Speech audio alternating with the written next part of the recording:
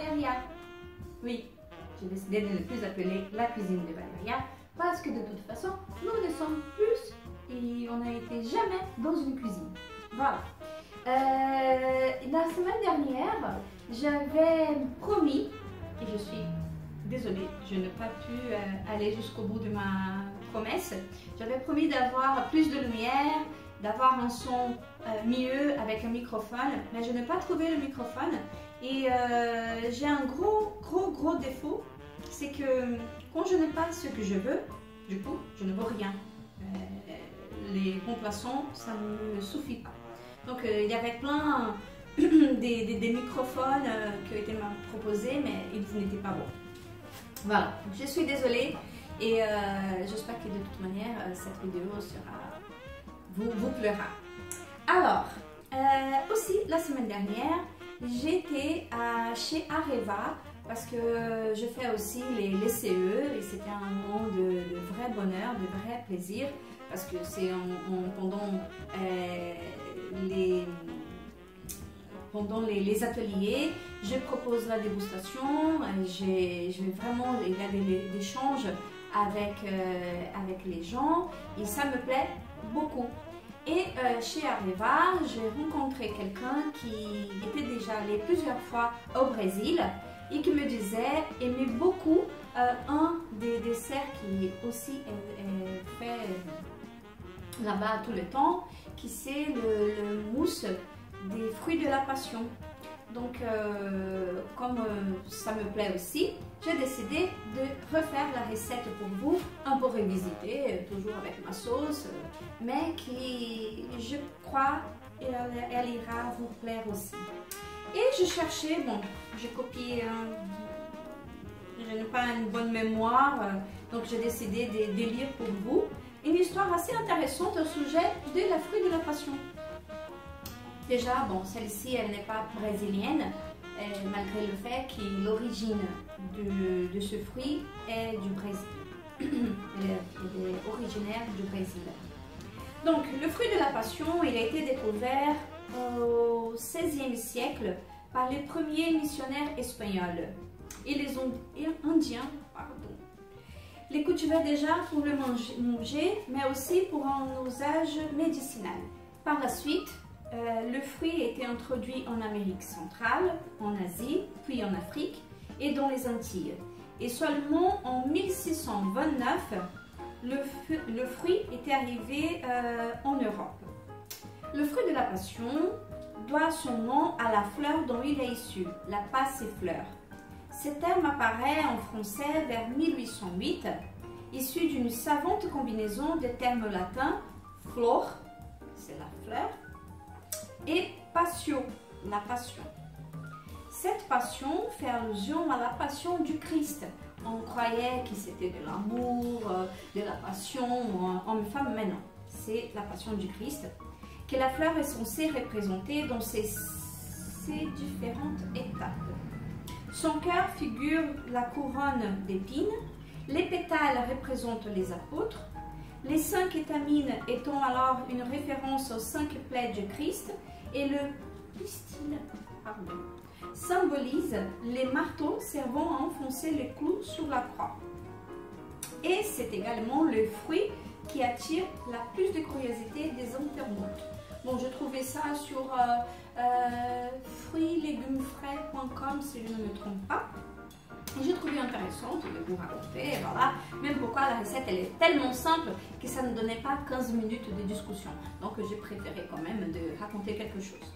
Voilà, donc pour commencer, il va vous falloir prendre un fruit comme ça.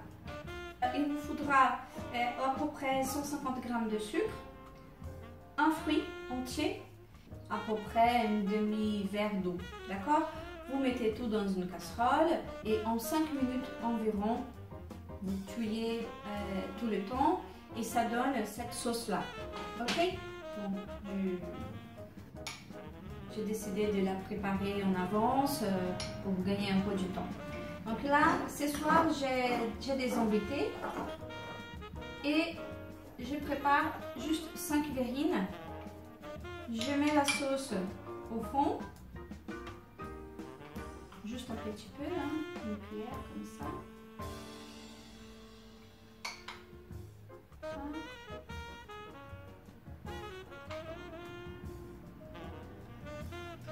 Ah, j'ai mis 2. Ce n'est pas grave. Quelqu'un aura un peu plus que les autres.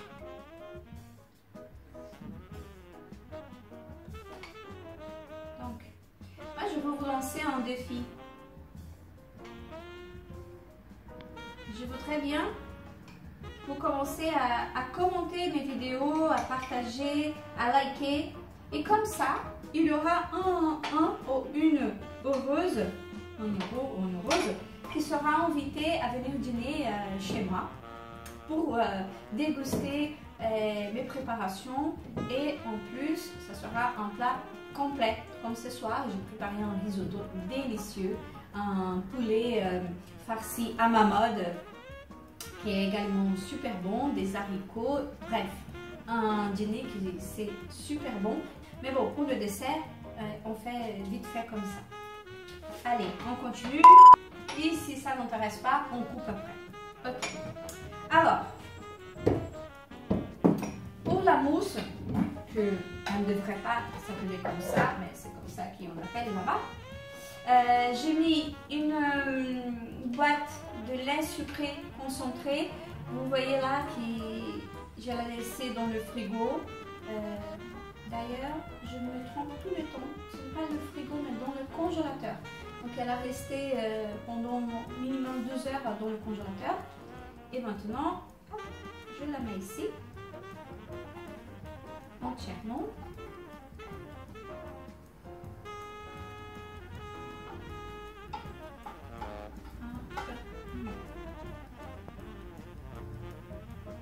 Voilà, un nouveau défi. Ensuite, j'essaie de trouver le plus mieux possible. On le met vraiment entier comme ça avec les graines. D'ailleurs, là-bas, au Brésil, on les mange avec un petit peu de sucre, mais ils sont beaucoup plus gros. Ils sont déjà naturellement plus sucrés, je trouve. C'est quand ils sont vraiment bien mûrs qu'ils sont plus juteux. Allez.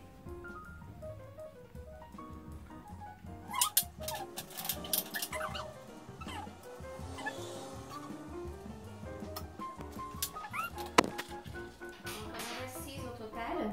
Une que j'ai utilisée pour faire la sauce, une espèce de caramel. Et 5, qu'elle soit bien concentrée, avec une boîte de lait sucré concentré, bien froid, ou bien froide, la boîte. Et j'apprends. Je suis sûre qu'à la fin, d'ici un an, mon français il sera presque parfait. En attendant, si vous ne comprenez pas, il suffit de me demander, il suffit de laisser un message, de me corriger, j'accepte sans aucun souci. Allez. Alors, moment difficile. Fermer le mixeur. Ah oui, j'ai appris aussi, c'est le mixeur. Allez, on fait comme ça. Non, on fait pas comme ça. Voilà, je pense que là c'est bon. Et hop. Bon. Il est bien rouge. Ah, là non, là non.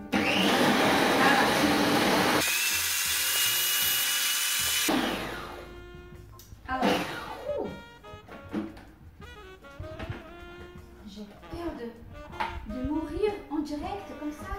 Quelle horreur. Vous imaginez électrocuté en live. Ce n'est pas drôle. Mais pourquoi je suis jeune? Rappelez-vous, je fêtais juste la 3e fois mes 14 ans. Juste ça. Bon, il faut savoir que si vous avez le mixeur, je suis persuadée qu'il ne s'appelle pas comme ça, mais c'est celui celui qui est plus grand. Vous voyez de quoi je parle? Donc, normalement, il va aussi triturer les graines. Mais ce n'est pas grave du tout, hein, ça reste comme ça. Parce que ça se mange aussi. Et moi, particulièrement, je trouve que c'est bon. Donc là, il est déjà bien crémeux. Mais je vais mettre également juste une demi-bouteille qui était dans le frigo, par contre, pas dans le congélateur. Et je mets juste une demi-bouteille. Comme ça. Ah.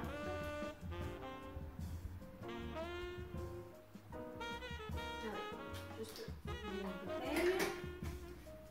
On mixe encore.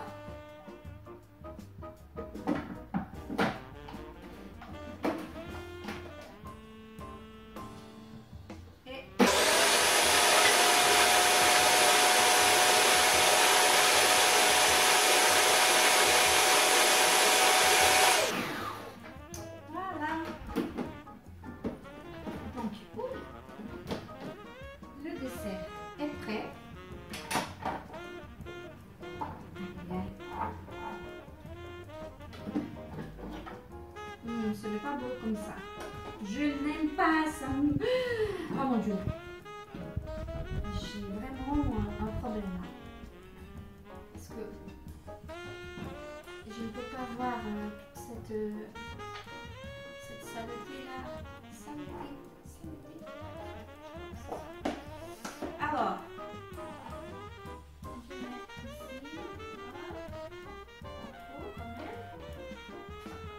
J'ai gardé un petit peu de la sauce juste pour faire un petit décor à la fin.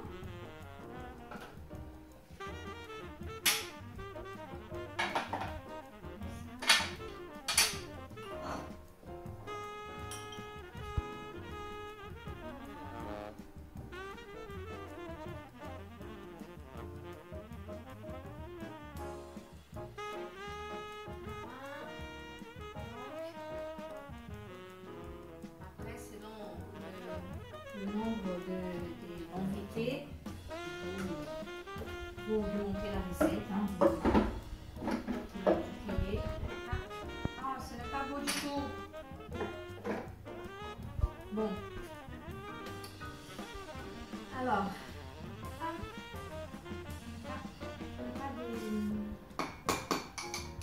de papier là, mais bon. Regardez. Juste un petit peu en haut comme ça, juste pour faire joli. Ensuite, on remet dans le réfrigérateur. Et là, je vais montrer après pour vous un petit décor avec un biscuit au chocolat. C'est bon et c'est joli. Donc, à la fin, on met juste comme décor comme ça. Bon, la petite précision de toujours.